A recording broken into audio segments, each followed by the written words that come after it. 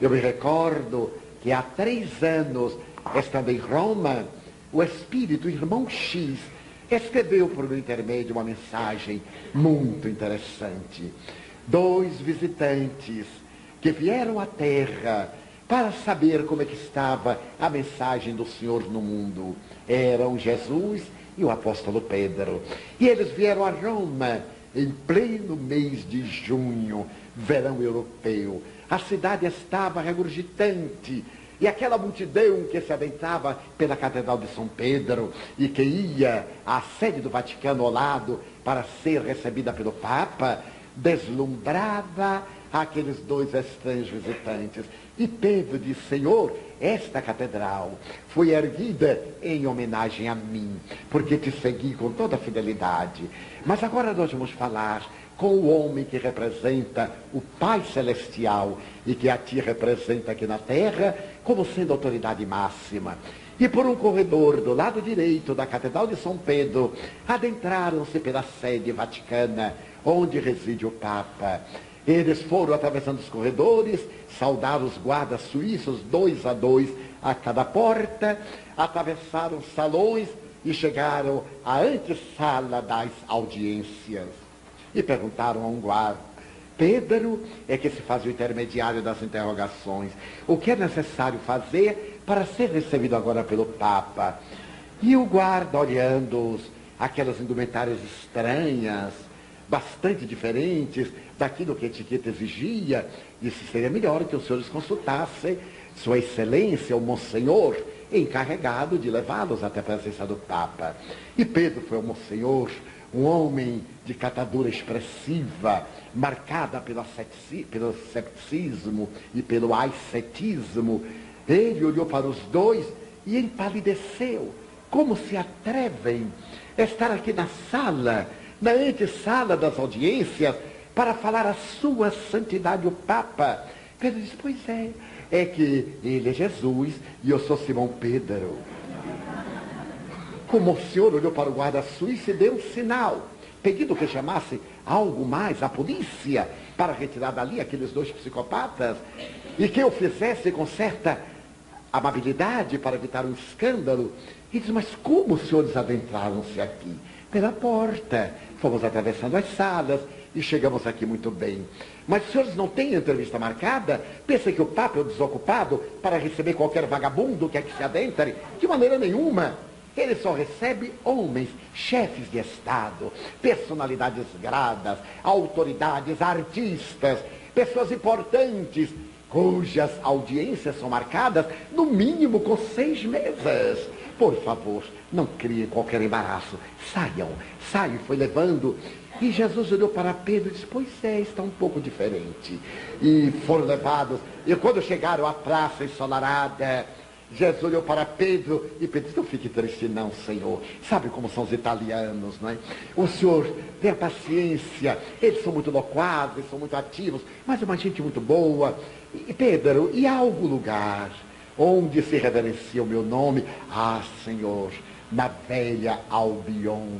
A Inglaterra, desde Henrique VIII, separou-se de Roma e ali se homenageia o seu nome com entusiasmo. A maior catedral do mundo depois desta é de São Paulo, dedicado ao nosso amigo Paulo de Tarso. Então vamos lá. A caravana rumou na direção de Londres. Era o dia 7 de junho, aniversário da rainha, a data de homenagem. A cidade estava engalanada e eles foram ao Westminster para poder ter uma entrevista com o arcebispo primaz e, naturalmente, dialogar e saberem como ia o cristianismo na terra. E quando se for adentrando, um sacerdote aproximou-se e perguntou: mas como? Com essas roupas entrar em Westminster? Absolutamente. Saiam, bateu-lhes a porta na face e ameaçou de chamar a polícia, os Bobs que estavam ali. Pedro ficou aturdido e disse: mas não é a mesma Inglaterra que eu esperava encontrar.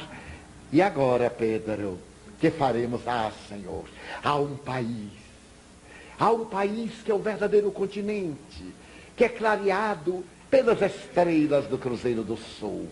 É um país rico de praias intérminas, de generosidade, de céu sempre azul, de temperaturas cálidas, onde o Senhor está sendo homenageado e recebido com toda a honra, com toda a abnegação.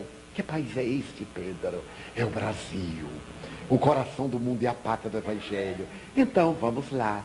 A caravana ergueu-se e, num rastro de luz, atravessou o continente europeu, atravessou o Atlântico e veio pousar numa das formosas capitais do Brasil. Os arranha-céus rasgavam as nuvens, o tráfego era insuportável, as multidões. E então Pedro disse: vê, Senhor, este é o país do futuro que já chegou. Tem algumas miserinhas, alguma coisa, mas isso faz parte, é do brasileiro. Eles tiram isso de letra. Basta ter um fla-flu que todo o problema desaparece. Mas Pedro, é aqui que me homenageio. É, Senhor, vou levar o Senhor a uma grande instituição espírita. Ali o Senhor é reverenciado, amam-no, e até a mim também, às vezes me chamam, amam-me. Atravessaram a multidão, desceram algumas avenidas e chegaram à porta de uma instituição nobre, de linhas clássicas, movida por pessoas ágeis, acionada pela comunicação virtual, com a melhor tecnologia. Pessoas entravam e saíam, verdadeiras multidões. Jesus ficou sensibilizado. E então Pedro disse: vamos saber ali daquele rapaz, do atendente fraterno, como é que a gente faz para falar com o presidente. Então ele foi, chegou junto ao atendente fraterno e disse assim: meu filho, nós gostaríamos de falar com o presidente. Agora, 10 da manhã, foi a hora que nós podemos vir. O nosso presidente é muito ocupado, né? Um vagabundo aqui, atendendo a todo mundo. Para isso há uma equipe de atendentes fraternos. Nós estamos aqui para atendê-los. Pois é, Pedro disse, é porque Jesus está examinando o rebanho. O atendente disse assim: logo vi que eram 2 obsidiados. Eu senti logo a vibração. Com essas roupas, com esse jeito, vocês estão necessitando de fazer desobsessão. Tomar passe, fazer desobsessão e, naturalmente, frequentar. Vão receber um caderninho ou um cartão para anotar, porque aqui tem que vir no mínimo 13 vezes, que é um número bastante cabalístico. Que coisa que ele fala logo com o presidente? Negativo. Os senhores entrem ali, estão dando passe, o passe oficial, 4 passistas de vez para poder tirar a carga. Aí Jesus perguntou: Pedro, e o que é o passe? Ah, senhor, é aquele antigo toque curador que o senhor exercia. Como as criaturas agora não curam mais ninguém, nem a si mesmas, então reúnem um bando para poder ajudar. Então vamos lá, Pedro. Não, mestre, é melhor não ir. É melhor não ir, pode ter alguma comunicação. E então, aí o atendente fraterno disse: venham à noite, vai haver uma conferência. Mas cheguem cedo, senão não há lugar.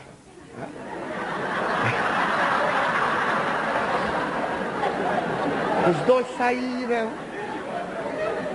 andaram para lá, para cá, e a hora aprazada chegaram. O auditório regurgitava, as pessoas muito bem vestidas. Era uma cidade do sul, era uma época, junho sempre faz um pouco de frio, estavam muito bem vestidas, alguns com casacos de pele, os cavalheiros muito bem vestidos. E Jesus olhou para uns, para outros, Pedro disse: ah, Senhor, o Brasil tem problema, mas também tem pudor, tem honra, tem dinheiro, olha como está. E aí chegou o orador, foi vivamente aplaudido, a empáfia do orador. Ele não olhava para as pessoas para não pegar fluidos pesados. Então ele veio direto para a tribuna, e no momento em que ele chegou, foi apresentado laudatoriamente. Deram-lhe todos os títulos imagináveis. Ele era um Irapuru da palavra, era uma 9ª sinfonia da mensagem. E aí ele começou a falar. Jesus ficou olhando e até gostou, porque realmente era uma voz muito melódica, as frases muito bem ordenadas, e ele começou a falar do espiritismo científico, da excelência dos grandes autores dos séculos XIX e XX, e decantava as experiências monumentais, até que disse assim, mas o espiritismo não é religião. Essa de religião são dos católicos espíritas, porque usar aqueles chamados espiritólogos, que são espíritas e são católicos, são também membros da mariolatria. Aí Jesus perguntou a Pedro, o que é? Ah, o senhor está se referindo à sua venerável genitora. Mariolatria. Nós deveríamos ser lúcidos, expulsar de nós esses vestígios da caridade, que é tarefa do governo. O nosso trabalho é de dignificar a criatura humana, promover, desenvolver o intelecto.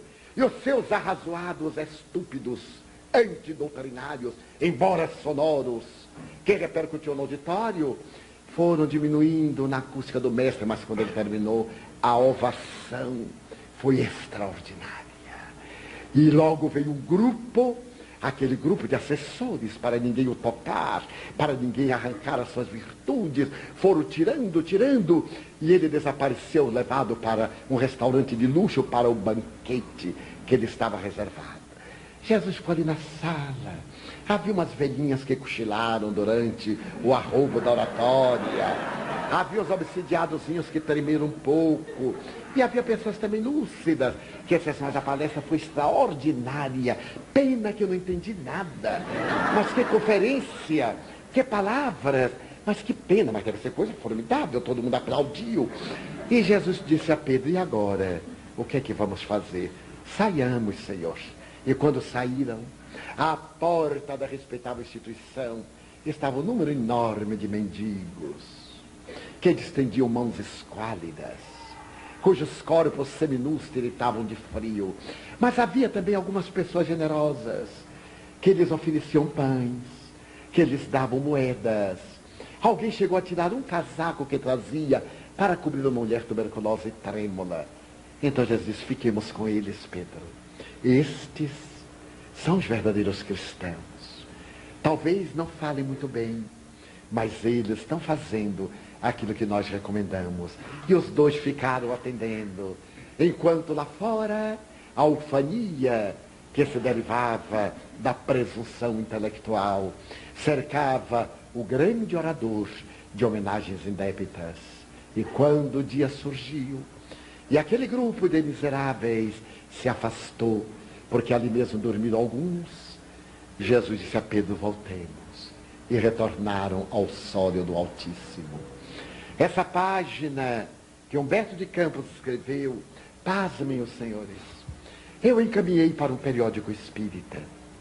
E o periódico não publicou, porque podia suscetibilizar os brios de alguns religiosos. Então nós publicamos. E vários outros periódicos espíritas publicaram. E republicaram como páginas soltas, para poder nos despertar para o sentido cristão. O sentido cristão, o sentido da mediunidade a serviço do Cristo, a serviço do Mestre Jesus. Essa mediunidade que vai permitir que os espíritos nobres afastem de nós as marcas deletérias do passado, mudem a nossa paisagem psíquica, nos levem a respirar em patamares mais elevados do mundo espiritual, para que saiamos do charco das paixões e não nos deixemos contaminar pela vasa pútrida, ou pelos vibriões, ou pelos fluidos deletérios que hoje tomam conta da Terra. Não é uma paisagem depressiva, é a paisagem real. Nós somos as cartas vivas do Evangelho. E se essas cartas não se iluminarem na grande noite, ninguém as poderá ler. É indispensável, portanto, que mergulhemos o nosso pensamento no conteúdo da mensagem espírita, para podermos encontrar a felicidade que nos está reservada para a vida depois da vida. No seminário de ontem narrávamos que desde o começo da mediunidade, quando me tornei realmente espírita, em 1947, interrogava aos espíritos qual havia sido a sua maior emoção e qual havia sido a sua maior dor após a desencarnação. Mais de 1000 entidades me deram respostas que eu anotei e estão catalogadas no fichário. Quando eu tive um dos primeiros contactos com o venerável espírito Dr. Adolfo Bezerra de Menezes Cavalcante, eu lhe fiz a mesma pergunta.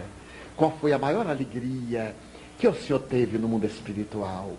E ele me contou, doce e suave, que depois de uma enfermidade que o martirizou muito por largos dias, ele teve uma sensação de repouso, dormiu suavemente, e quando despertou, estava num lugar muito agradável, em que o vento produzia música no ar, e a música se exteriorizava em faixas coloridas.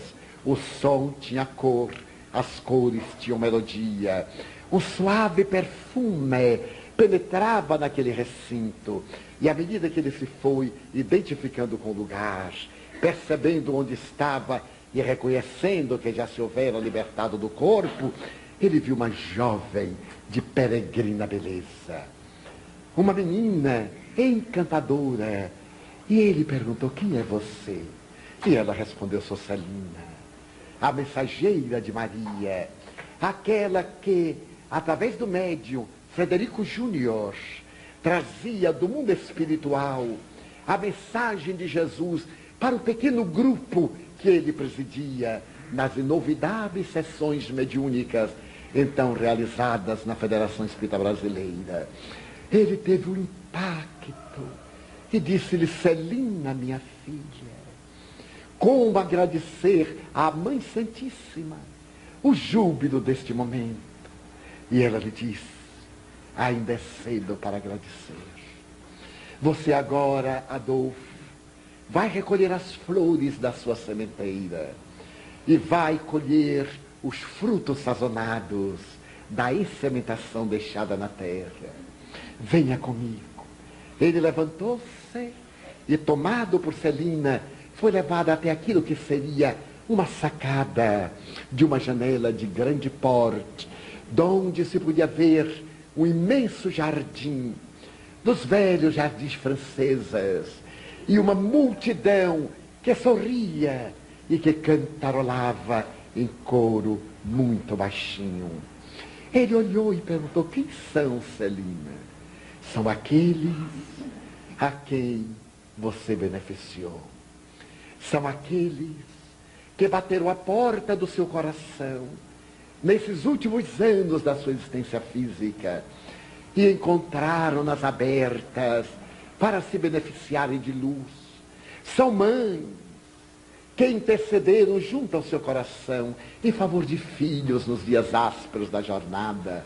São esposos, são filhos, são enfermos, são entidades sofredoras que, através da sua palavra, beberam o elixir da imortalidade renovador. Todos eles souberam da sua vinda, do retorno à casa, e aqui estão para o homenagear. Então aqueles espíritos começaram a entoar uma canção inolvidável. E ele me disse, meu filho, os olhos não comportavam as lágrimas. Elas desciam em catadupas. E eu somente dizia, mas eu não mereço. Eu não mereço. É demasiado amor. E Celina redarguia. Recebemos conforme distribuímos. E mais se dá àquele que tudo dá. Então, meu filho, a partir daí, foram as visitas dos amigos queridos, da minha primeira esposa que estava no além, do meu filho que partiu depois de uma longa obsessão, de Bittencourt Sampaio, que veio de uma esfera mais alta para saudar-me no pórtico da imortalidade. Foram os amigos queridos que me precederam na casa de Ismael, e outros que desde os dias do cristianismo primitivo, no século II, da velha Lyon, as Gálias Lugdunenses, onde tive a oportunidade de peregrinar e erguer um pequeno lar para crianças desvalidas, a fim de atender a dor da orfandade, que me viam trazer a pálma da vitória. Mas eu reconheço que era o excesso da misericórdia de Deus. E eu lhe perguntei, depois de uma narrativa comovedora, e qual foi o momento da sua maior aflição? O que é que lhe constituiu maior dor? É que depois que me adaptei, eu fiz uma análise retrospectiva da existência corporal. E lamentei profundamente os anos indevidamente aplicados na sementeira do amor. Os anos de atividades médicas, políticas, sem a doce presença de Jesus. Foi uma dor imensa perceber que eu fiz apenas e somente aquilo que me foi recomendado, e não há mais. O apóstolo Paulo havia dito que ao dar conta da sua administração, lamentava-se, porque somente cumpriu com seu dever, não tendo ido além. Também eu, meu filho, ainda hoje, já se havia passado 54 anos da sua desencarnação. Eu olho para trás e vejo quanta necessidade de retornar à indumentária carnal para refazer, para reconquistar, para servir. Sempre que lhe seja possível, convide as pessoas a servir, a amar. Quem não vive para servir, não aprendeu a viver. Estamos hoje na grande luta e fomos convidados a sair do transtorno neurótico para viajarmos pelo psiquismo da mediunidade, médiuns da vida, médiuns dos espíritos nobres, médiuns das entidades sofridas, que em nossa energia animal irão encontrar resistência para terem as dores diminuídas, irão remorrer, porque eles estão muito vinculadas às paixões terrenas, à sensualidade, aos despojos, e ao incorporarem-se em nós, experimentarão o remorrer, abandonarão a carcaça e despertarão para a visão da espiritualidade. É necessário que nós, os espíritas, nos demos conta da magnitude da doutrina com que somos honrados. O Evangelho de Jesus tem regime de urgência. Já não podemos postergar a vivência da palavra do Senhor. Ouvimos-la, anotamos-la, registramos-la na memória, e não obstante, conduzimos os passos muito distantes do cumprimento do dever, convidados pelo Mestre, no momento histórico mais grave da sociedade, e molemos-nos por amor. Já não temos as arenas onde as feras e os gladiadores nos ceifavam a vida física. Já nos não empalham, nem nos põem na roda, trucidando nossas carnes. Já não somos atados a madeiros que se transformam em fogueiras vivas, cujas chamas se transformam em fumo e apagam a claridade das estrelas. Mas nos encontramos em um campo de batalha muito mais severo, muito maior, que é o mundo. As feras ululentas e vigorosas estão dentro de nós, sangue sedentas umas, apaixonadas outras, atormentadas, atormentadoras as demais. Mantenhamos-nos em fidelidade com o Senhor, se nos preocuparmos com os europeus das fantasias terrenas, que nos acusem de seguidores de Cristo, para que nossa consciência alegre-se pelo galardão de servi-lo, que nos apontem como místicos ou piegas, longe das cátedras de cultura vazia e de intelectualismo perturbador. E tenhamos a satisfação infinita de estar desobrigando-nos dos nossos deveres. A doutrina espírita é um amanhecer. As suas claridades lógicas, racionais e luminíferas diluem a sombra da ignorância. Mas o sol de amor de que se investe derrete o gelo das nossas emoções, para que seja possível, em perfeita harmonia, o nosso desenvolvimento intelecto, moral, propiciando-nos sabedoria.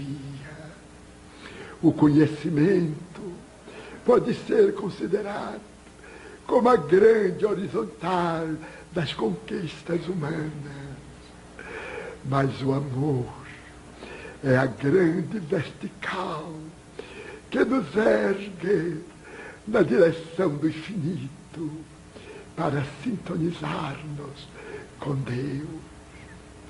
Filhos da alma, não mendiguemos as coisas transitórias, busquemos a verdade que liberta. Não nos escravizemos às paixões que confundem. Abrasemo-nos com o amor que nos sublima. Não lutemos pelas quinquilharias que ficam. Laboremos pelos tesouros invioláveis do dever da paz e da honradez que seguem conosco para todo sempre. Jesus nos aguarda, meus filhos. O Espiritismo é uma ciência filosófica, ético, moral, religiosa, que decifra os enigmas existenciais e dignifica a vida, porque torna nobres aqueles que se lhe vinculam. Hoje é o nosso dia de nos libertarmos das marcas do passado perturbador.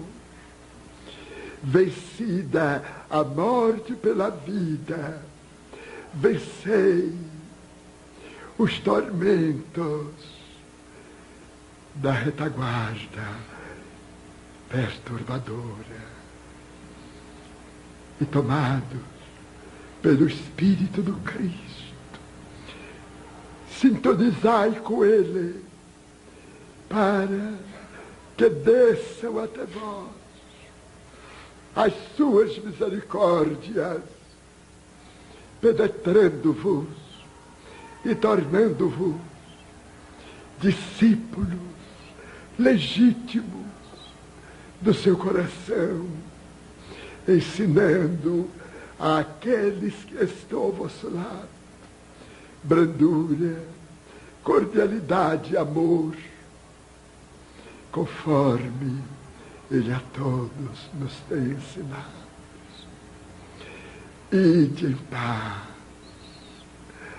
mergulhados na psicosfera do amor, vitalizados pela esperança do triunfo sobre a inferioridade e vestidos pela luz da verdade, para que nenhuma sombra se agasalhe em vossos corações. Nós, em nome dos espíritos e espíritas que aqui estão, desejamos paz e plenitude, com carinho paternal, o servidor humílimo de sempre, que vos abraça com ternura, Bezerra. Muita paz, meus filhos.